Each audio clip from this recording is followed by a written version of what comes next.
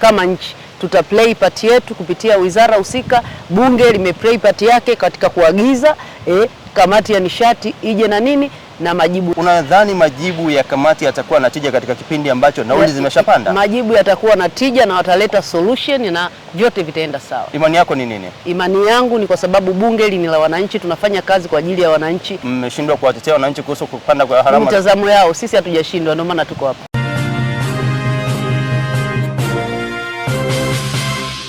Mijadala inaenda vizuri. Watu wako very objective, wanachangia, wanashauri na bunge linaendelea vizuri. Ulikuwa upande mwingine, unajisikiaje kwa upande wa pili? Na vyama ni njia tu ya kutafuta kuja kuwatumikia wananchi, kwa hiyo ni kawaida. Leo hii Wizara ya Nishati inatarajiwa kwamba itawasilisha makadirio ya bajeti ya mapato na matumizi kwa kipindi kijacho. Mategemeo yako ni yapi? Kama unavyoona nchi imepiga hatua kwenye swala ya nishati na sasa hivi wana program ya kuhamasisha watu watumie nishati safi. Kampeni mkuu wa hiyo program ni Mheshimiwa Rais mwenyewe. Na sasa hivi umeme ni hitaji la msingi. Umeme sio anasa. Hata yale maeneo ambayo bado hayajafikia, unaona wana matamanio makubwa kwa ajili ya kupata umeme. Yep.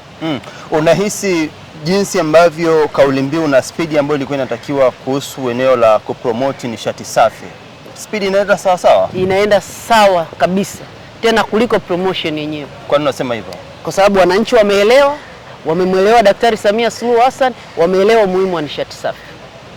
Turejee hapa, wiki chache ama siku chache zilizopita, bunge liliagiza kamati ya nishati kukaa na serikali na kuja na majibu ya changamoto ya mafuta nchini, lakini hatujapata majibu bungeni. Majibu yatakuja tu kwa sababu ile ni kamati na kamati haifanyi kazi kwa siku moja.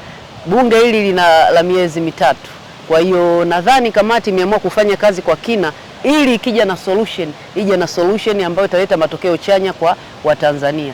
Ishu ya mafuta sio ishu ya Tanzania peke yake, ni ishu ya kidunia kutokana na vita vya wakubwa vinavyoendelea, lakini kama nchi tuta play part yetu kupitia wizara husika. Bunge limeplay part yake katika kuagiza kamati ya nishati ije na nini na majibu, na sisi kama wabunge tunasubiri na tutawashauri serikali. Mheshimiwa Bulaya, kamati ile ilikuwa na jukumu moja muhimu sana la kuangalia na kupooza swala la gharama za maisha na hasa eneo la nauli.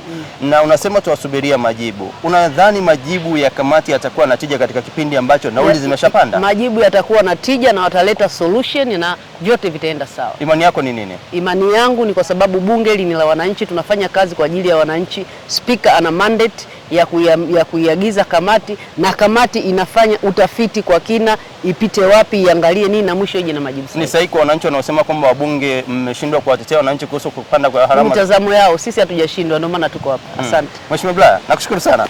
Thank you so much.